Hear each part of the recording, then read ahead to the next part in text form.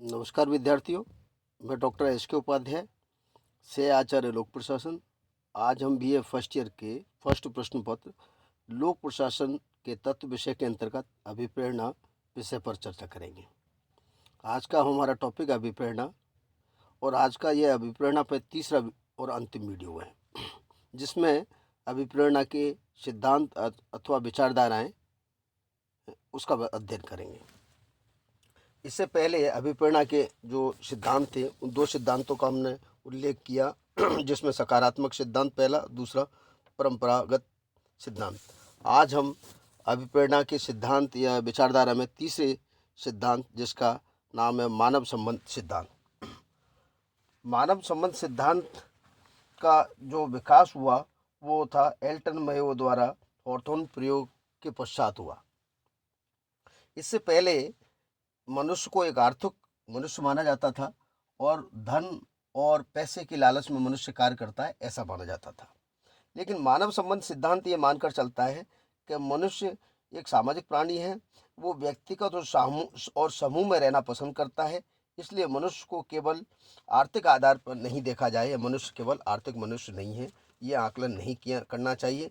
संगठन में कार्मिक सामाजिक प्राणी होने के नाते वह मनुष्य अपनी आर्थिक के साथ साथ सामाजिक प्रतिक्रिया भी करता है। मनुष्य मशीन नहीं है। मनुष्य और समूह के परस्पर संबंध संगठन को प्रभावित करते हैं। ये ऐसा मानव संबंध अवधारणा व्याख्यापित करती है या बताती है। अभिप्रेरणा का ये सिद्धांत मानव संबंध सिद्धांत इसी बात पर बल देता है कि मौद्रिक अभिप्रेरणाओं के साथ साथ अन्य अमौद्रिक अभिप्रेरणाएं जो कार्मिकों को दी जानी चाहिए, संगठन में अच्छे मानव संबंधों का विकास करना चाहिए। मनुष्य को एक मानव होने के नाते उसको उचित सम्मान मिलना चाहिए, उचित आदर मिलना चाहिए, उसको परस्पर समानता का भाव देखना चाहिए, एक समूह के रूप में मान्यता मिलना चाहिए, ताकि ये मानवीय जो संघर्ष हैं उनको समाप्त कर दिया जाना चाहिए। क्लाइड एस जॉर्ज लिखते हैं कि फॉलेट द्वारा जो मानवीय संबंध उपागम में उसके योगदान को चिन्हित करते हुए क्लाइड एस जॉर्ज लिखते हैं कि फॉलेट वास्तव में प्रबंध की वियर्ड में एक पैगंबर थी जो मेल जोल और समूह के चिंतन के लिए चिल्ला रही थी। अगला सिद्धांत है बहुलवादी सिद्धांत, जिसको हम बहुलवादी या अनेकवादी सिद्धांत कहते हैं। यह सिद्धांत मानव की केवल एक आवश्यकता को प्रेरणा का बिंदु नहीं मानता, बल्कि कई आवश्यकताओं की पूर्ति के लिए मनुष्य या कार्मिक अभिप्रेरित होता है, ऐसा बहुलवादी सिद्धांत मानता है। मनोवैज्ञानिकों, समाजशास्त्री और प्रबंध वैज्ञानिकों ने संगठन की मानव की आवश्यकताएं भिन्न भिन्न होती हैं, जिसमें उन्होंने बताया कि मनुष्य की जीवन यापन की आवश्यकता है, जिसको हम शारीरिक आवश्यकता कहते हैं, सामाजिक आवश्यकता है, सम्मान की, आत्मसिद्धि की, सुरक्षा की, स्थायित्व की, अच्छे कार्य की पहचान की, अन्य भिन्न भिन्न आवश्यकताएं, अनेक आवश्यकताएं हैं जिनसे मनुष्य या कार्मिक प्रभावित होता है। तो ये सिद्धांत, बहुलवादी सिद्धांत, अनेक आवश्यकताओं को दृष्टिगोचर रखते हुए प्रेरित होने की बात करता है।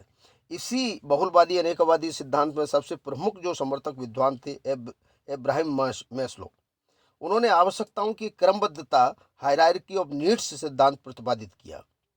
मैस्लो ने 1943 में अपने एक आर्टिकल जिसका शीर्षक था a dynamic theory of human motivation के द्वारा आवश्यकताओं की क्रमबद्धता का सिद्धांत प्रस्तुत किया। मैस्लो ने बताया कि मनुष्य इन 5 आवश्यकताओं की पूर्ति के लिए क्रम से कार्य करता है और 5 आवश्यकताओं की पूर्ति क्रम से, एक आवश्यकता पूर्ति के बाद दूसरी, दूसरी के बाद तीसरी, तीसरी के बाद चौथी, चौथी के बाद पांचवी, ये क्रम से सोपानगत आधार पर मनुष्य इन आवश्यकताओं की पूर्ति करता है। मैस्लो ने बताया कि सर्वप्रथम मनुष्य शारीरिक आवश्यकता की, जिसको दैहिक आवश्यकता कहते हैं, जिसमें भूख, प्यास, काम, वासना की पूर्ति करता है। उसके पश्चात शारीरिक आवश्यकताओं के बाद सुरक्षा की आवश्यकता की पूर्ति, जिसमें प्राकृतिक विपत्तियां, खतरे, अभाव, अपराधियों से सुरक्षा की पूर्ति करता है। और तीसरे चरण में वो सामाजिक आवश्यकताएं या अपनत्व, प्यार की आवश्यकताओं की पूर्ति करता है। इसी प्रकार से अगली आवश्यकता के पूर्ति होने के बाद अगली चौथे स्तर पर स्वाभिमान की आवश्यकता की पूर्ति करता है, जिसमें सफलता, सम्मान, प्रतिष्ठा, पहचान, मान्यता और शक्ति। और अंतिम रूप से जब ये चारों आवश्यकता पूर्ति हो जाती है मनुष्य की, तो अंतिम आवश्यकता के रूप में आत्मसिद्धि की आवश्यकता होती है, जो सबसे शीर्ष पर होती है, 5वें सोपान पर होती है, जिसमें स्वयं को पहचानने की आवश्यकता होती है। तो इन आवश्यकताओं की पूर्ति क्रम से मनुष्य करता है, इसके लिए अभिप्रेरित होता है। और मैस्लो का मानना है कि ये 5 आवश्यकताएं जिनको अनेकानेक आवश्यकताओं के रूप में मनुष्य को प्रेरित करती है। अगला सिद्धांत है द्वितीय घटक का सिद्धांत। अभिप्रेरणा का यह सिद्धांत फ्रेडरिक हर्ट्जबर्ग द्वारा प्रस्तुत किया गया, जिसमें यह बताया गया था कि संगठन में 2 प्रकार के कार्मिकों की संतुष्टि या असंतुष्टि प्रभावित करते हैं। तो उन्होंने 2 प्रकार के तत्व बताए, एक आरोग्य तत्व, दूसरा अभिप्रेरक तत्व। जहां आरोग्य तत्व हर्ट्जबर्ग के अनुसार के व्यक्ति को असंतुष्टि को रोकते हैं, कार्य करने में व्यक्ति का संतुष्टि को रोकने वाले तत्वों को आरोग्य तत्व कहा, जबकि व्यक्ति को अभिप्रेरित करने वाले तत्वों को जो वो कहा अभिप्रेरक तत्व कहा। जहां आरोग्य तत्व कार्मिक को असंतुष्टि को तो रोकते हैं लेकिन अभिप्रेरित नहीं करते हैं, अभिप्रेरक तत्व उसको अभिप्रेरित करते हैं। हर्ट्जबर्ग ने आरोग्य तत्वों में 5 घटक बताए हैं, 5 बिंदु बताए हैं, 5 कारक बताए हैं। पहला है कंपनी की नीति प्रशासन, दूसरा पर्यवेक्षण, तीसरा वेतन, चौथा अंतर्वैयक्तिक संबंध और अंतिम कार्य दशाएं। ये व्यक्ति को कार्य करने से संतुष्टि प्रदान करते हैं, प्रेरित नहीं करते, असंतुष्ट होने से रोकते हैं। जब ये अभिप्रेरक तत्व या घटक वे हैं जो कार्मिकों को संतुष्टि के वास्तविक कारक हैं, उनको कार्य कुशलता के लिए बढ़ाया जाता है और अभिप्रेरित किया जाता है। उनमें 5 तत्व बताए: उपलब्धि, मान्यता, स्वयं कार्य, उत्तरदायित्व और प्रगति। ये कार्मिक को अभिप्रेरित करते हैं। अगला है ईआरजी सिद्धांत। ईआरजी सिद्धांत कैलेडन अल्डेफर द्वारा प्रस्तुत किया गया। यह 3 आवश्यकताओं पर आधारित है। ईआरजी, ई मतलब अस्तित्व की आवश्यकता, आर मतलब संबद्धता की आवश्यकता और जी मतलब विकास की आवश्यकता। ई मतलब एग्जिस्टेंस नीड, अस्तित्व की आवश्यकता है, जो मनुष्य को जीवित रहने और शारीरिक रूप से अच्छे बने रहने की आवश्यकता होती है, उनको अस्तित्व की आवश्यकता कहा। आर मतलब संबद्धता की आवश्यकता है, रिलेटेडनेस नीड्स की आवश्यकताएं, वे आवश्यकताएं जो अंतर व्यक्ति को सामाजिक संबंधों पर बल देती हैं, वो इस श्रेणी में रखी जाती है। और एल्डेफर तीसरी आवश्यकता जी के रूप में विकास, ग्रोथ नीड्स के रूप में बताते हैं कि व्यक्ति को स्वयं के विकास से संबंधित आवश्यकताएं जो उसे आंतरिक संतुष्टि देती हैं, वो विकास आवश्यकताओं में सम्मिलित होती हैं। ये 3 प्रकार की आवश्यकताएं एल्डेफर ने बताया है। इन आवश्यकताओं की निरंतरता पर बल दिया है। एल्डेफर कहते हैं कि उच्च और निम्न की क्रमबद्धता पर नहीं, बल्कि इनकी निरंतरता पर ध्यान देने की आवश्यकता है। यह सिद्धांत इस मान्यता का पोषक है कि मनुष्य की पूर्ण संतुष्टि के लिए इन तीनों की आवश्यकताओं की पूर्ति होना आवश्यक है। यह जरूरी नहीं कि प्रत्येक व्यक्ति इन तीनों की आवश्यकता एक समान महत्व दे, बल्कि ये आवश्यकताएं, इनकी प्राथमिकता व्यक्ति की सांस्कृतिक आर्थिक पृष्ठभूमि पर निर्भर करती हैं। अगला महत्वपूर्ण सिद्धांत है एक्स वाई सिद्धांत। एक्स वाई सिद्धांत डगलस मैग्रेकर द्वारा प्रस्तुत किया गया। डगलस मैग्रेकर ने एक्स थ्योरी और वाई थ्योरी 2 प्रकार की थ्योरी दी। एक्स थ्योरी सिद्धांत एक मानकर चलता है कि एक औसत मनुष्य व्यक्ति कार्य में रुचि रखता है, जहाँ तक हो सके कार्य को टालता है, उदासीनता का व्यवहार रखता है, बहुत कम महत्वाकांक्षी है, परिवर्तन विरोधी है, आत्म केंद्रित है। अतः यह आवश्यक है संगठन की लक्ष्यों की प्राप्ति के लिए ऐसे कार्मिकों पर आवश्यक नियंत्रण हो, दबाव बनाए रखना चाहिए। बाई सिद्धांत जो मैग्रेकर ने दिया वो उससे भिन्न सिद्धांत है। वो ये मानकर चलता है कि मनुष्य कार्य करना चाहता है, दायित्वों का निर्वहन करना सीखना चाहता है, उसमें पहल करने की सामर्थ्य होती है। कार्मिकों को सहयोग, मार्गदर्शन, सकारात्मक प्रयासों से कार्मिकों को अभिप्रेरित किया जा सकता है। इसी प्रकार मैग्रेकर का कहा कि एक प्रभावी संगठन वह है जिसमें निर्देशन नियंत्रण के स्थान पर सत्यनिष्ठा और सहयोग हो तथा निर्णय में प्रभावित करने वाले व्यक्तियों को सहभागी बनाया जाए। इस प्रकार 2 प्रकार के एक्स और वाई थ्योरी डगलस मैग्रेकर द्वारा प्रस्तुत की गई। अगला महत्वपूर्ण सिद्धांत है पद और लक्ष्य का सिद्धांत।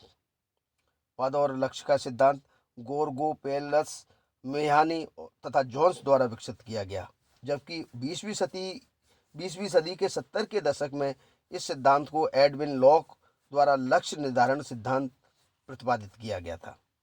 यह सिद्धांत मानता है कि विशिष्ट और कठिन लक्ष्य की प्राप्ति के लिए कार्मिक उच्च स्तरीय कार्य निष्पादन का परिचय देते हैं। इसका मतलब ये हुआ, जब संगठन में कार्मिकों को पता लगेगा कि उनका लक्ष्य कठिन है, तो वो उतने ही परिश्रमी और अधिक साहसी होंगे, अधिक अभिप्रेरित होंगे। उत्पादन में वृद्धि से संबंधित यह सिद्धांत व्यक्तिगत सामूहिक दोनों प्रकार की अभिप्रेरणाओं पर बल देता है। अगला महत्वपूर्ण सिद्धांत है प्रत्याशा का सिद्धांत। ये वेक्टर एच ब्रूम द्वारा विकसित 1964 में विकसित यह सिद्धांत मुख्यतः व्यक्ति की अपेक्षाओं प्रयासों के मध्य सहसंबंधों को प्रदर्शित करता है। ब्रूम के अनुसार एक कार्मिक उच्च स्तरीय प्रयास तभी करता है जब उसे यह आशा हो कि उसके द्वारा निष्पादित काम का समुचित आकलन किया गया है। ब्रूम ने कार्मिक प्रशासन की इच्छा या कार्मिक की कार्य करने की इच्छा और शक्ति को बैलेंस नाम दिया है। और बैलेंस का जो शब्दकोशी अर्थ है वो है अणु की उस शक्ति से जो दूसरों के साथ संयुक्त होती है। शक्ति तभी कार्य में लगाई जा सकती है जब परिणामों के प्रति आशंका ना हो। और ब्रूम इसलिए 3 तत्वों पर ध्यान देते हैं। पहला, प्रयास तभी उच्च स्तरीय कार्य में करेगा जब उसके कार्य व्यक्ति निष्पादन के प्रति लगभग संतुष्ट होगा या आश्वस्त होगा। दूसरा बिंदु बताया, प्रयासों की मात्रा इसी बात पर निर्भर रहेगी कि निष्पादन अथवा पुरस्कार में जो मिलेगा वह उसका लाभ कितना होगा या निष्पादन का लाभ क्या होगा वो देखना चाहेगा। तीसरा बिंदु जो बताते हैं ब्रूम, वो लिखते हैं संगठन में मिलने वाले पुरस्कार या दिए जाने वाले पुरस्कार कार्मिक के व्यक्तिगत लक्ष्यों कार्यों की क्षमता का सही आकलन कर उसे संतुष्ट कर पाएंगे, यह इस बात पर निर्भर करता है। अगला महत्वपूर्ण सिद्धांत है समानता का सिद्धांत। इस सिद्धांत का प्रतिपादन जे स्टासी एडम्स द्वारा किया गया। इस सिद्धांत के अनुसार एक कार्मिक समान परिस्थितियों में अपने प्रयासों पुरस्कारों की तुलना दूसरे के प्रयासों पुरस्कारों से करता है। यदि असमानता है तो कार्मिक असंतुष्टि अनुभव करता है। असमानता के भाव के कारण व्यक्ति में तनाव उत्पन्न हो जाता है। यह तनाव कार्मिकों को अधिक अथवा कम कार्य करने हेतु प्रेरित करता है ताकि दूसरों के साथ उसके प्रयासों पुरस्कारों के जो संतुलन है, यह क्षमता है, वह देखने का कार्य करता है। व्यक्ति अपने कार्य में हुए निवेश तथा निष्पत्ति को दूसरों के निवेश और निष्पत्ति से तुलना कर स्वयं अपने कार्य को निर्धारण करता है। और अंतिम महत्वपूर्ण जो सिद्धांत है वो है 3 आवश्यकता का सिद्धांत।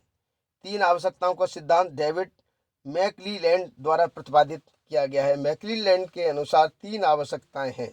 पहली है उपलब्धि आवश्यकता, दूसरी है शक्ति आवश्यकता और तीसरी है संबद्धता की आवश्यकता। उपलब्धि आवश्यकता सफलता द्वारा और निर्धारित मापदंडों की प्राप्ति के लिए कार्य करती है। और शक्ति आवश्यकता है वो दूसरों को प्रभुत्व अथवा अधिकार जताने की है। और तीसरी है संबद्धता की आवश्यकता, जिसमें मैत्री संबंध और अपनत्व की आवश्यकता। सभी व्यक्तियों को सभी आवश्यकताएं एक समान मात्रा में विद्यमान नहीं रहती, बल्कि कुछ लोग उपलब्धि या विकसित देशों से अधिक ज़्यादा महत्व देते हैं तो कुछ लोग शक्ति को। इस प्रकार व्यक्ति की जो भी आवश्यकता पूरी होती है उसी से वो संतुष्ट होता है। तो अभिप्रेरणा के कई और भी अनेक सिद्धांत हैं, जैसे रैंसिस लेकर द्वारा कर्मचारी केंद्रित सिद्धांत भी है। इसी प्रकार से BF स्नीकर द्वारा सिद्धांत व्यवहार सुधार सिद्धांत भी है। लेकिन सामान्यतः हम इन सिद्धांतों के आधार पर यह कह सकते हैं कि व्यक्ति कार्मिक एक अभिप्रेरणा के रूप में विभिन्न तत्वों और प्रयोगों के आधार पर अभिप्रेरित होता है। और कौन सा सिद्धांत पर ज़्यादा अभिप्रेरणा प्राप्त होगी ये निर्भर करता है कि संगठन की कार्य कुशलता, संगठन की कार्य क्षमता और संगठन की स्थितियाँ कार्मिक द्वारा किए जाने वाले कार्य। धन्यवाद।